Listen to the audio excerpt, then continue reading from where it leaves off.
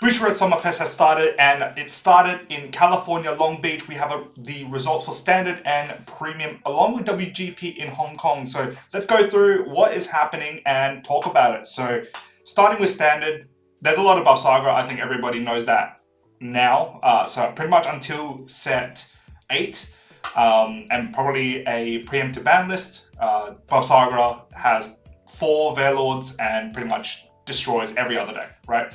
Set 8 will obviously introduce stuff like Blankmire Nexus, Magnolia Patriarch, Kyrie, and we're getting the high 5 order as well, so hopefully to see some spark on the lyrical side. But most teams, actually all but one team, are brought above Saga, and then there was a mix of a bunch of other things, so like Rezael, Eleglemma, 2 Messiahs, but surprisingly enough, there's only 1 Leverdress, and I think Leverdress in this current format, obviously outside above Saga, is really good into everything else. So quite odd to only see 1 Leverdress there, but you know, pretty cool to see other stuff like, you know, the Odium, the Night Rose, Dayushan Prison is always pretty cool to see. So you know, a lot of teams bring above Saga and then pretty much picking and choosing the other 2.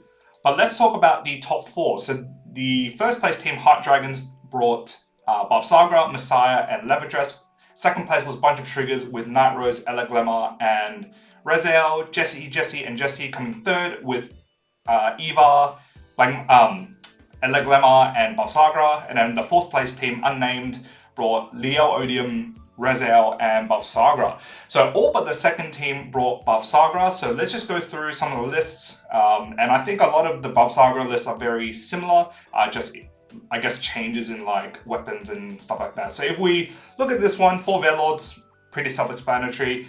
This one plays to this Divistia, I think that's how you say it, Divistia, being able to search the top 7 for a dress boost ability or an arm, and put it into hand, and then discard the remaining cards. So I think being able to search through your deck is really important, especially if your field doesn't have Trick Moon.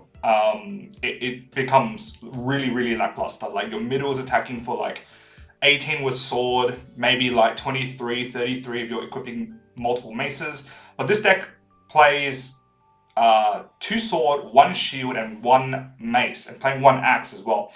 I think the axe is quite interesting because it's really good into Eva, and I think if people are playing Eva to counter above Saga, axe is a really good weapon into anything like Eva, you know, where sure you have like PGs or whatnot, but then it forces a 2-card guard.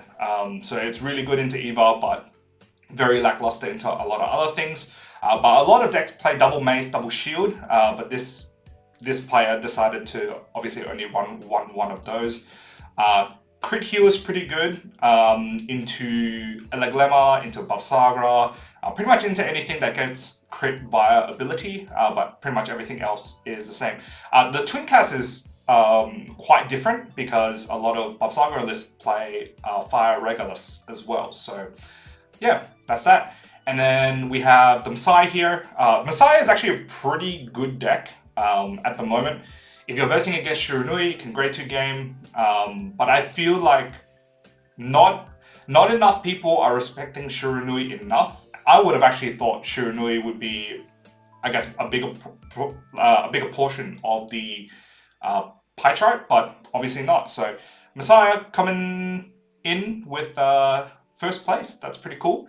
Nothing too crazy. I think it's a pretty stock standard Messiah list. Get Soul Blast, draw a bunch, and yeah, that's it. So that's Messiah, and then the Leverdress. So Leverdress, obviously not like Japan. It has its full capabilities. Yeah, this is pretty much the stuff that we see from the previous format, double habitat. And yeah, I think this is the crit heal, right? No, the restand heal. So restand heal makes sense against Yugmashard and the Jumbo Crusher of Eleglemma, so that's pretty good. I think restand heals are pretty good in this current format, and if you're playing, you know, non-bat decks, I think restand heals are like a pretty good inclusion. A lot of things restand, and Rezael is not really too impactful now, but then again, you know, we saw 4 at California, so who knows. Then looking at the second place team, Night Rose coming in second. This is really cool, and I think the players who are discounting Night Rose is not respecting Bavsaga enough. I was thinking in my head, like, how the hell does, you know, the hostage package kind of work in a full Bavsaga meta? But if you think about it, you call double PG, your opponent uses one mace, tries to kill a PG, then you mill 2 and bring it back. So your opponent has to essentially mace 3 times to kill three lots of PGs to deny the hostage. So if they're not doing that and they're just getting like triple drive off the sword, then you get like a free guard in the middle, and then you just guard efficiently on the sides, right? So Night Rose, you know, is still pretty tanky and will just continue being like that. The only problem is that obviously you don't get like your Marauding Shade, which essentially gets like big shield. But otherwise, like, you're essentially farming into hand and then playing double PG onto the rear guard, and then your opponent pretty much has to deal with that, right? Or they don't deal with it at all and you get a free PG every turn, which is great, you know? So Night Rose, pretty cool. Otherwise, it's as straightforward as Night Rose can get. Then we have Bat. We know how Bat is. Pretty much high roll deck. If you go first, you absolutely obliterate your opponent. This one is playing very similar to the second place Worlds list. Inclusion of heals, and very different from Japan's side, because Japan just goes all in, no heals, just crits and fronts. Playing Meteors instead of the Prison Order that some other, you know, lists do run as well. But yeah, that's Bat. And then the Rezael. So Rezael, it's Ketapile, you know, your Wisdom, Sergal, and Tefalt, and pretty much all of your other good stuff. Double counter charge in the Aerial Sage, and then the 1 Maple 2. They're looking at the last team, so this is Leo Odium. It did get support in set 7, which is the Asunder Colossus.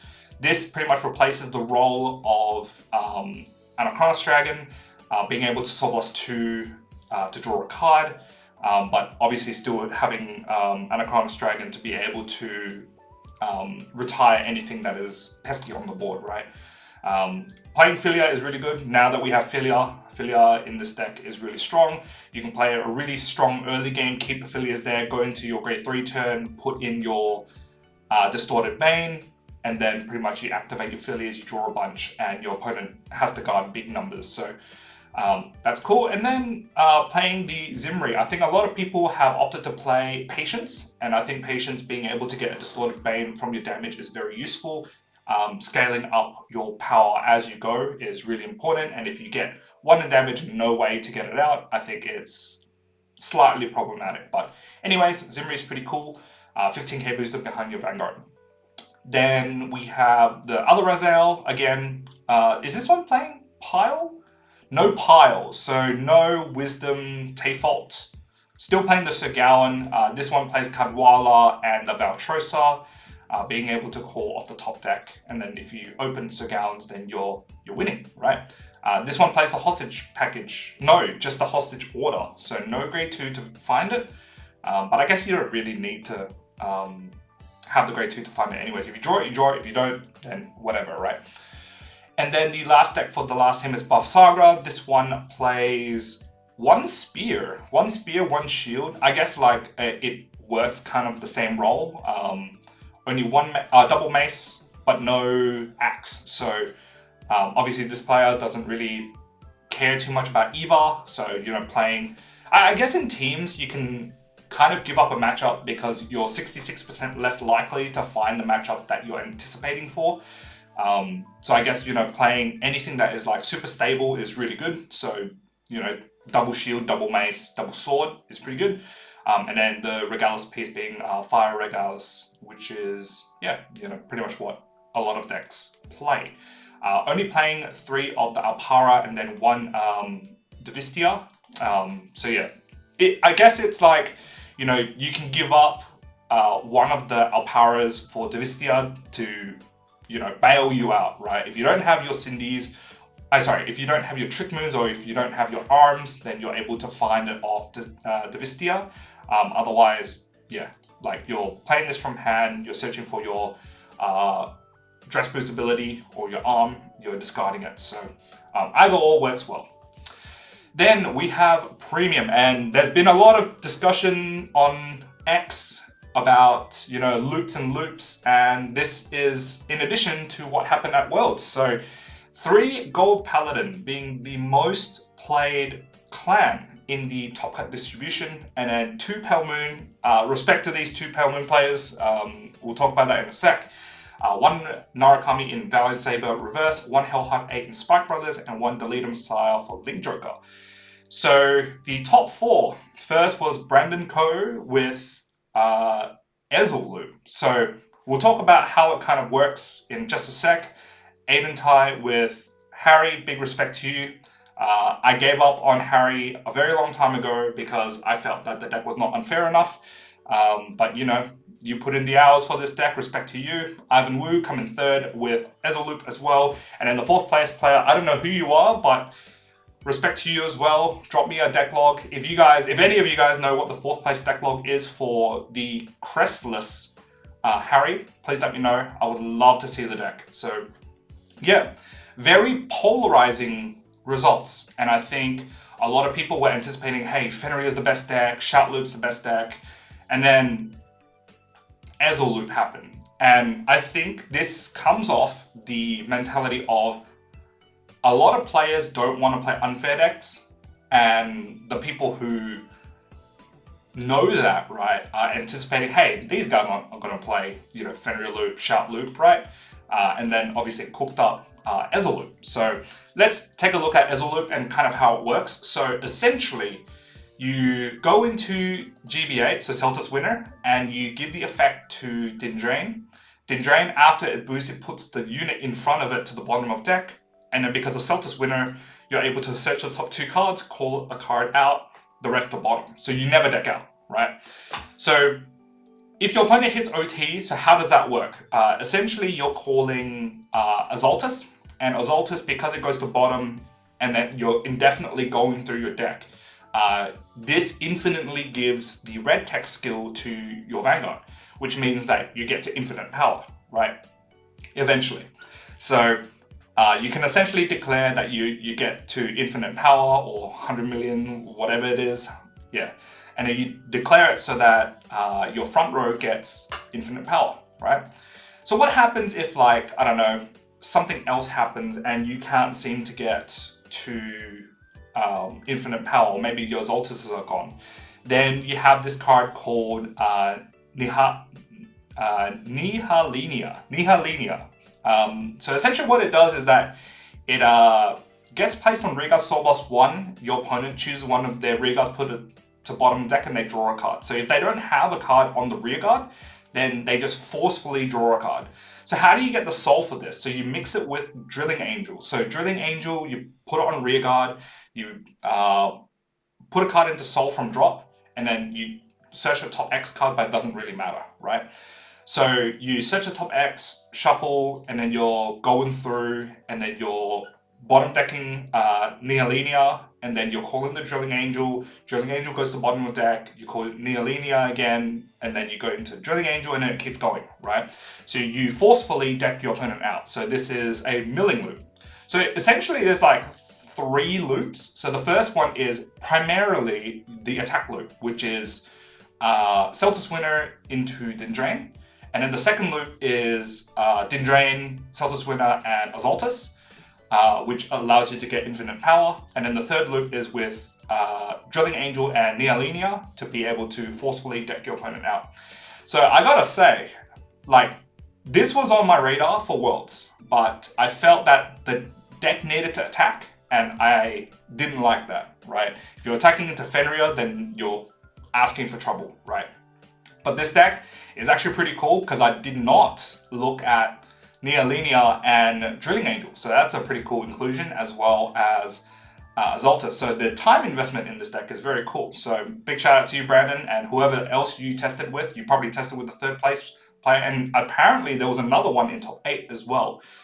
So yeah, very, very creative list. And I think a lot of people are looking at this as like, this is pretty cool. This is like turning back time, back to 2019, where Gold Paladin was, you know, cool and hyped when Simon Zhang won it for Worlds. And then people investing the time to be able to fly in a monstrosity like this, that's really cool. Obviously, there's going to be a ban list, and yeah, I think Celtis winner will be on there. I think Celtis winner and probably like Neolinia definitely should be on there somewhere. Neolinia is a category card that is not foolproof for the future, at least for premium, anyways. So yeah, cool. Very sick list. Gotta say, it's props to you. Then this is Stage Harry, and this one is very different. So playing Jumping Jill. So Jumping Jill is purple trapezes, but you call a unit into the back row rearguard circle. So what you do is you call Cutie Paratrooper, which then sucks in something else and calls a different name. So you can put in like, I don't know, what, like Chimera or something, and then you put the dragon on Excel and you create a bunch of Excels, right? So there's like that play, but I still don't see how this deck gets big. Well, not really gets big, but like gets to a winning position. So you obviously have Crest, you obviously have a stage. That stage is massive. Anything that goes on that stage is like 70k, right? You build like, let's just say 6 XLs, 8 XLs. That's like what? 8 times 5. 8 times 5 is like 40. 40 plus 15, 55. 55 plus whatever else is on that circle, right? So you're looping through your Starry Pop Dragon. It's 55k with no Sentinels, really hard to guard. And then you obviously have your pop. So your pop itself is what? 55 plus 9, 64. 64 into 55. And then you do it again with the Dark Lord Princess. Dark Lord Princess calls itself onto the stage at 15 plus 55. So it's 70. And then you go into like, I don't know, Yvette or Harry, which then ends up calling a bunch of stuff, right? So Crest Power plus stage is pretty big, and sometimes it just becomes unguardable, right? But I think this deck does lose to Honolly. I don't think there is an out to Honolly, and this player doesn't play Dust either. But I guess Dust doesn't really matter because you don't have the CB available to be able to do so. This is very similar to the list that I played ages back for Manila, I think 2 years ago. And I guess the concept is the same, being able to create a stage and then just spam on the stage. But yeah, very cool list. Respects to you. If anyone knows the 4th place list as well, let me know. Then the other Ezel loop, this one doesn't play the Gurgit engine to start off. I think the Gurgit engine is really good because you can flip 2, you G-Guard once, and then yeah, you get, you G-Guard 3 times, and then you go straight into GBA. Whereas this one opts to, I guess, go second to be able to stride, and then obviously triple G-Guard into GBA. Other like inclusion, this one plays the jump engine, so the Grade 1 Howl with the Wonder Ezel being able to jump into your Ezels, get an Excel, and then I guess like you can technically steal Superior Stride by going to Spirex, which kind of makes sense, and then everything else is kind of the same. This one doesn't play the mill loop though. This doesn't play Neolinia and the Drilling Angel, whereas the other one did. This one plays the attack loop and the infinite power loop. So yeah, very cool. So yeah, lots of development, and this definitely poses for a ban list. I can already think of 4 cards that need to be on the ban list, and yeah, it's pretty cool to see. Gotta say, like very innovative and thinking outside of the box, which is pretty cool. And disclaimers, you drop a Honolly, you crack a Honolly, you just auto-win against this deck. They literally can't do anything. So if you're attacking and you think your opponent has 3 G-Guards in hand, just crack a Honolly and then call it a day, right? Then we jump to WGP Season 1 in Hong Kong. A lot of people brought Bavsagra, 7 in the top 16 with 3 Virgilas, 2 Shiranui, 2 Youthberg, 1 Astashian and 1 Mygo. And then the top 4, Dragon Empire City, except for that 1 Youthberg player. So Kit coming first with Virgila, Bear came second with Bavsagra, Def came third with Youthberg, and 4th place Kin with Bavsagra. So just looking at Virgila, and I'm actually looking forward to playing this deck in English once it comes out in July. So essentially you have a fat grade 2 15k attacker, 15k shield, and you have this guy, which variants Ray Dragon to give it plus 5k, plus 5k shield. And then you have your new rewrite, Virgilar, which essentially is superior rides. And then you run 1-1 of the order. It makes sense to play 1-1 unless they all go to damage.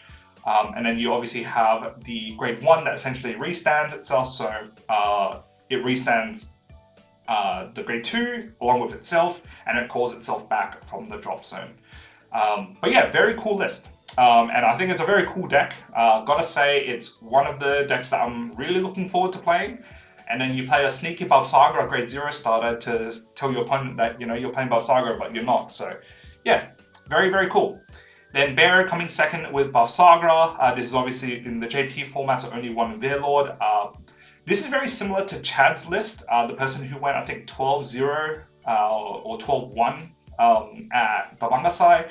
So playing a free way to arm in this, as well as Samadhi, being able to substitute the 3 slots that you gave away for Warlord, and then playing the ways to free arm. If your opponent denies you, then you're able to arm both, and then, you know, carry on with your day. But otherwise, nothing too crazy. The one defending raw, and yeah, everything else kind of is as normal as it gets. Then third place, Youthberg. So Youthberg is playing Ketapile. So Wisdom, Tayfault, Sir Gawain, and then playing 4 exists, very consistent, straight up. No funny full blast stuff. Playing 4 Corinne to be able to find your exists and drop them.